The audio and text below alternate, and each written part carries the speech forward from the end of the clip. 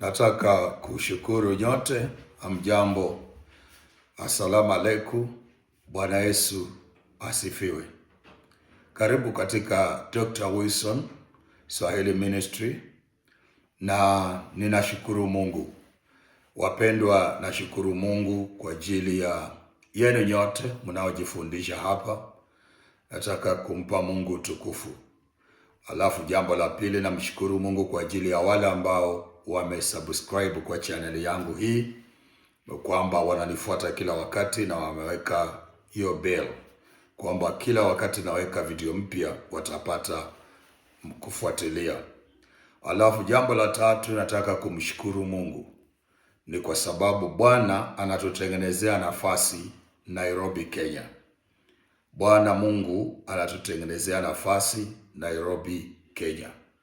Kwa hivyo napenda wafuasi wote na wasikilizaji na wale wote wanaunga huduma hii mkono waweze kujitokeza, haswa sana wale walio Nairobi waweze kujitokeza ili wafuatane nami, tuone vile tunaweza kusimamisha nafasi hii ya huduma hii, tupate nafasi Nairobi ambao tunaweza kukusanya watu na kuwapatia elimu inayoweza kuwasaidia kujiokoa. Kuna video inakuja ambayo niliahidi nitazungumzia kuhusu mambo ya madeni, mambo ya mikopo, mambo ya kuibiwa, pesa kuibiwa na mambo mengineo mengi ambayo yanasumbua watu wa Mungu. Lakini kuna video hii yenye nazungumza sasa, hii inalenga kuhusu watu ambao wanazika wapendwa wao kabla wakati. Unazika kabla wakati, unaelewa, si mapenzi ya Mungu, si ndio? Si unajua ni hivyo, si mapenzi ya Mungu, unazika kabla wakati. Tulikuwa tunadiscuss na mke wangu mahali fulani, tukiulizana mambo haya ambayo yanapata watu, kwa sababu kuna simu ilikuja kwangu iliyo na madhara fulani. Sasa nikabidi ni discuss na ex ama wife. Ni mmoja wala ambao wanasimama na mimi sana katika masuala ya maombi na kusapoti maono yangu iliyo nayo. Saa zingine hujadiliana naye kwa sababu husikia vile anaomba sana na ananiombea na anaombea huduma hii sana, na wale watu ambao wanafanyanga orders, hata wale ambao ninahudumia, yeye huwa anawaombea, ingawa huwa wajui, lakini huwa anawaombea, na wengine ambao anawajua anawaombea. Kwa hivyo saa zingine hata mnitie tu moyo, tuma kasoda, uniambie hiyo shilingi 10 patia mke wako, ama hiyo maziwa pelekea watoto. Ninyi hamwezi fanya hivyo. Fanyeni hivyo. Hii ni huduma kamili. Maelfu ya watu wanaokolewa, wanakombolewa, na mambo mengi mema yanatendeka kwa maisha ya watu. Na unaposimama, na mimi nashukuru kwa wale ambao wanafanya hivyo. Kuna wale hata wakati nilifiwa walinitumia sadaka zao za hiari, hata wengine siwajui walinitumia, na nashukuru. Watu wa Mungu, nashukuru. Iwe ni kwa wingi, iwe ni kwa uchache, nashukuru. Ila kwamba nataka tu Mungu awasaidia macho yenu yafunguke ya kiroho. Mniangalia vizuri na muone huyu mtu tukiweka hela zetu hatutakuwa tunapoteza.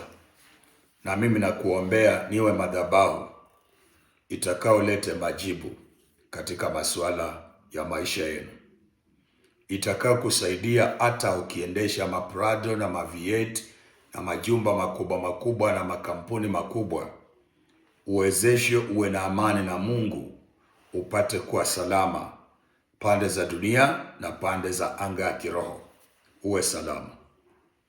Kuna watu wanafiwa kila wakati, maboma inazikwa watu kwelikweli. Kuna mama moja alinielekeza mahali nilienda kumuona, akanipeleka, ilikuwa upande wa Machakos, Kenya. Wakanionyesha kaburi moja, akaniambia hii kaburi ni ya kijana yangu, alikuwa ameingia jeshi, ameajiriwa kwa miaka 2, amekufa. Ile ingine hii ni ya kijana wangu mwingine pia, na alikuwa amejoin polisi, huyu pia amekufa. Wote wameuawa kule kwa kazi. Akanionyesha kaburi ingine, akaniambia hii pia ni ya mtoto wangu mwingine ambaye naye alikuwa ni daktari, naye amefanya kazi kwa udaktari miaka 7 na akafariki. Na hawa wote wamewacha watoto, na wamama ambao walikuwa wameolewa nao ni wamewachwa akiwa wadogo sana. Maana mmoja amewacha mtoto mmoja tu, mwingine alikuwa na watoto 2, mwingine alikuwa na mtoto mmoja, na mama ndiye alikuwa tena ana mimba, lakini akafa. Sasa maafa ya maboma. Ananionyesha kaburi ingine, ananiambia hii ni ya mzee, naye alikufa akiwa na miaka 50 na. Sasa ujue hiyo ni familia ya watu waliokufa mapema sana. Mama amebaki na wajukuu ambao hana misimamo ya kuwasaidia. Si mapenzi ya Mungu. Hiyo inaitwa the arrow of death in a home, yani mshale wa vifo katika boma. Inaitwa covenant, maagano ya vifo. Mtu amefanya, ambaye mtu wa huo ukoo. Maana mtu kama mimi siwezi toka mbali nikaja kwako nikakuwekea hiyo ikaua watu wako, hapana. Hizi vitu vya rohoni viko na masharti yake. Huyo ni mtu wa ukoo huo ambaye anajua, anahusika na huo ukoo, related through the blood. Sasa huyo anakuja anaweka mtego huo akitumia kitu fulani, lengo fulani. Na mnaenda kanisa, mnaongea kwa ndimi, mnatoa sacrifice na kuabudu na kurudi nyumbani. Sikatai, ni jambo nzuri, lakini ukweli ni kwamba hiyo peke yake haitoshi. Yako mambo bado. Unapofanya hivyo, wale ambao ninazungumzia habari zao wanaopata haya madhara, bado wanaenda makanisa, wanatoa taiti zao, wanaabudu Mungu wa roho na kweli, wako kwa hii grupu ya watu wa kusema nimeokoka, Yesu ni Bwana. Lakini madhara haya yanawapata. Watu wanakufa kabla ya wakati. Vifo ni kawaida, kila mwanadamu ataondoka. Lakini vizuri, kuna vitu vingine ambavyo vinakuja ambavyo havieleweki. Ni vizuri kuruhusu Mungu achukue mtu kwa wakati wake. Na hata kama mtu akiondoka, iwe ni historia ambayo tunaiangalia inaeleweka. Maana vifo katika anga ya mwanadamu inafaa ieleweke kwamba fulani akufa hivi, na hata watu wanaosikia wanaona hii kweli, hii sasa ni kawaida, imekuja basi ameenda. Lakini ile ambayo inakaa imesetiwa, because nimekuambia katika kitabu cha Waebrania, Hebrews 9 mstari wa 27 inasema as a man is appointed to die once and after death judgment. So kifo ni appointment, death is an appointment. You see, death is an appointment. So if it is an appointment, that means Almighty God has appointed man to die. There is a day you die because you are born. But now, what I'm challenging is this. Why should you die before your appointed time of God? Why? Because there is an assignment ambao Mungu ametaka ufanye hapa duniani. Kuna vitu Mungu anataka utekeleze. Kuna majibu unatakana kujibu mtu. Kuna wimbo unatakana kuimbia mtu. Kuna watu unatakana kushare nao upendo wa Yesu ili wapate kupona. Kuna kitabu unatakana kuandika. Kwa nini uondoke duniani kabla hujafanya wajibu ambao ulikuleta? Na si kwamba Mungu ndiye amekuondoa. Ni watu walio na moyo mbaya wamepanga mikakati wakakuambia hii agano itamaliza wewe na watoto wako. Sasa ikiwa wewe uko magharibi, mashariki, kaskazini na kusini ya dunia hii, abroad, Kenya, Afrika, kila mahali, na haya ndiyo mambo unapitia, kuna suluhisho ambalo nafanya. Wale wengi ambao mnapitia mambo haya, nawaomba mtafuta appointment muje kwa ofisi yangu. Walio upande wa Uganda mnaweza kunipata rahisi hapo Bomala Western hapo, because Uganda niko na office, lakini sitangoja coordination mpaka nikuje huko, maana sikujangi Uganda kila wakati. Kuna sehemu nyingi naenda kila wakati, mali kuna watu wengi wananifuata kila wakati. Kama kila mwaka niko Nigeria, hata kwa mwaka moja Nigeria naweza kuwa mara sijui 3, sijui mara ngapi, kila wakati Nigeria. Kwa sababu Nigeria ni hivi, na nyinyi mnatokanga hapa Kenya, Uganda, Tanzania, mnaenda Nigeria kutafuta suluhisho. Wa Nigeria wanatafuta hivi, wanamwagika Kenya kutafuta tayo. Wanasema this is our own, huu ni wetu, anatusaidia, maana anaonekana katika anga ya kiroho. Wengine wanawafanyia wakitoka katika mizimu, wengine wanalala makaburini, wanatoka na suluhisho. Wengine wanalala kule katika, wanazikwa kwa masanduku, wanatoka na masuluhisho. Wengine wanaua watu, wanatoka na masuluhisho. Mimi nalala kwa madhabahu ya Mungu, nakaa na Biblia, naombea vidhaa vinavyoumbwa na kusoma maandiko, na Roho wa Mungu ananielekeza la kufanya. Niambia, unajua nini? Fanya hivi kwa huyu na hii shida hii jambo itatoka. Na nikiamuka nikifanya hivyo, jamaa anatumia message, jamani nimefaulu. Na kuna watu mnataka kuniona kwa matatizo haya, basi mnaweza kupiga simu tukaongea, tujue vile utanipata. Mimi napatikana na unaweza kuniona. Ile kitu nataka kuambia, tatizo nyingi zinazosumbua katika maeneo ya kuzika watu kabla wakati, kutojenga hata majumba, kutokana wake au waume, kuwa watasa, vita kwa maboma, kutoelewana, kusukumana bila kwenda mbele, watu kuhijack mashamba, kusukuma wajane na kuchukua mali ya waume zao. Hizi vitu zote na haki yako, unaweza ukatumia silaha kubwa inaitwa ardhi. If you can learn how to command the earth, you can learn how to command the earth.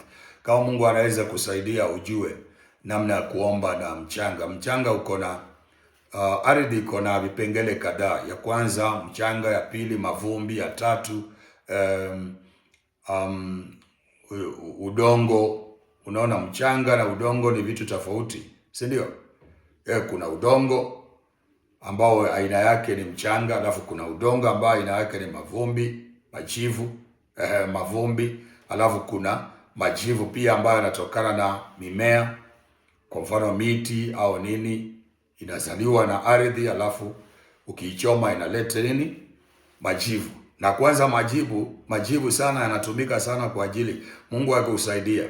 Hebu jaribu kutumia mchanga wa kwenu. Kama ni kijiji watu wanazika sana, na area wenu wa chief anaelewa hiyo, na mnakubaliana uongozi wa serikali ya kwamba hii kijiji watu wanakufa, tutafute mbinu ya kiroho inaweza kuzuia. Watu wanaweza kuitwa kaombea nini, bado iko. Kunataka mtaalamu. Nikisema mtaalamu simaanishi waganga waovu, na maanisha waganga weupe, waganga walio na moyo safi, waganga wazuri wanaotumiwa na Mungu, waliopewa hekima na Mungu, walio na nia nzuri kusaidia. Ndio namaanisha. So mganga tibabu wa kiroho ama nabii wa Mungu ambaye Mungu amemtia mafuta neema ikiwa juu yake, atakuja wasaidie. Chifu anaweza kutangaza na kusanya watu kwa kijiji hicho, muondoe hiyo laana.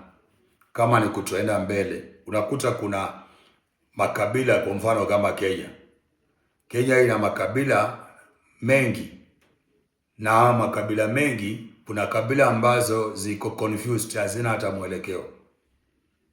Unakuta hizo kabila ndani yake kuna watu wanaitwa ukoo tofauti tofauti. Unakuja ukoo huu uko na mwongozo huu mzuri, ukoo huu uko na mwongozo huu, na ukoo mwingine ni mpumbavu kabisa, hauna mwelekeo. Ukiangalia ukoo huo unaona watu walevi, watu wasio na mwelekeo, hawana msimamo. Watu wakiona mwenzao katika ukoo huo anainuka, wanapanga vile watamuondoa na vile watamtukana.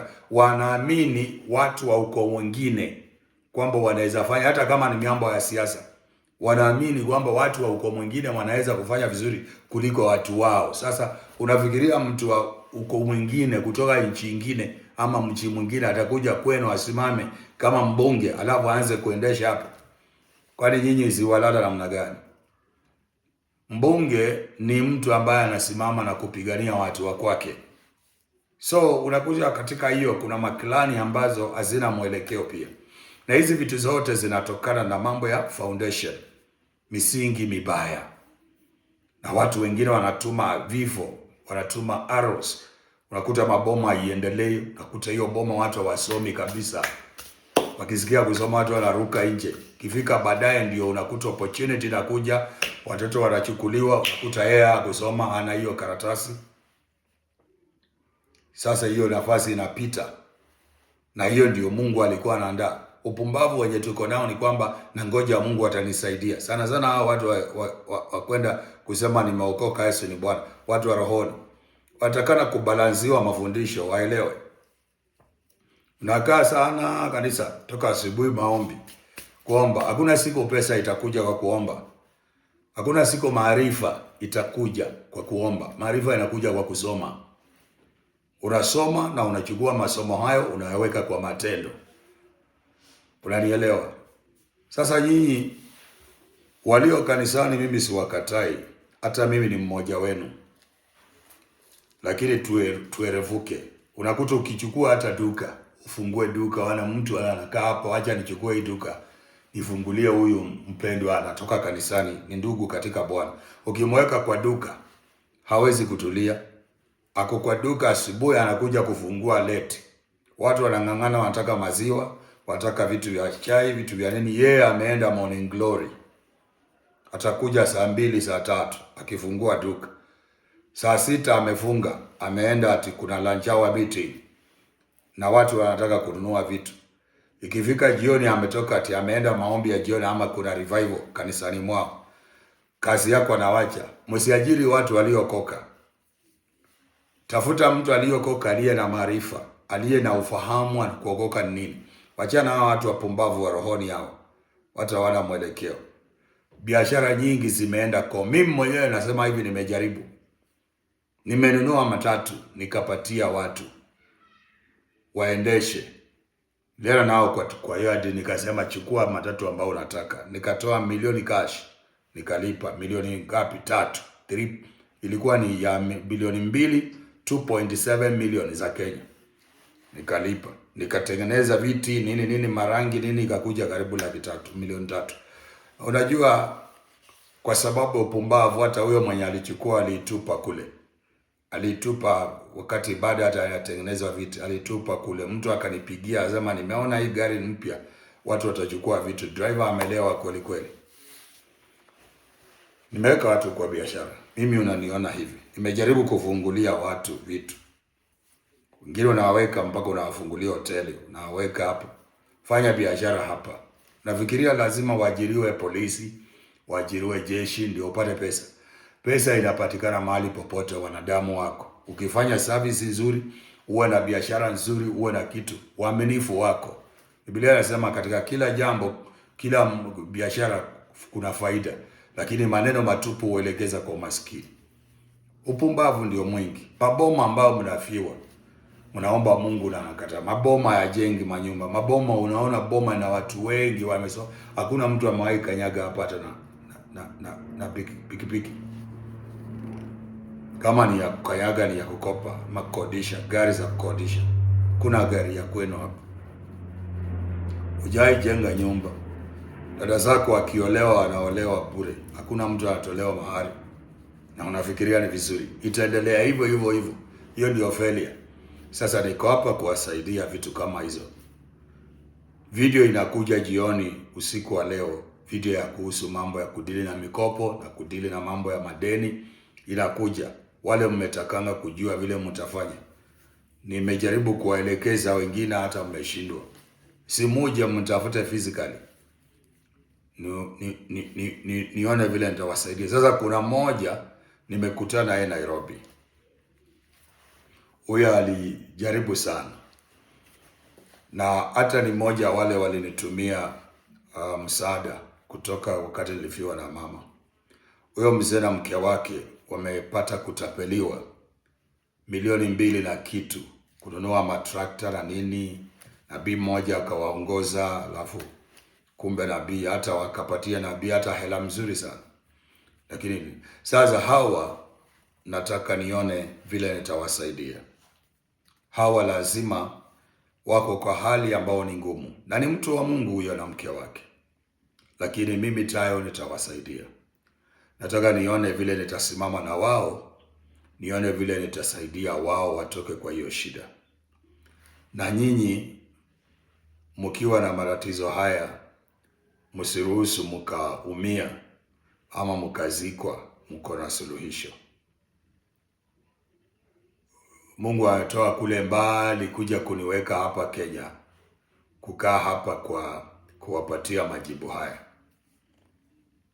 Hamwezi kunitumia na mnaniona kama ni mganga, na kama ni mganga ni neno nzuri tu, maana ni uponyaji, lakini situmii mizimu, sihusiki na nguvu za upande ule mwingine. Mimi ni adui wao.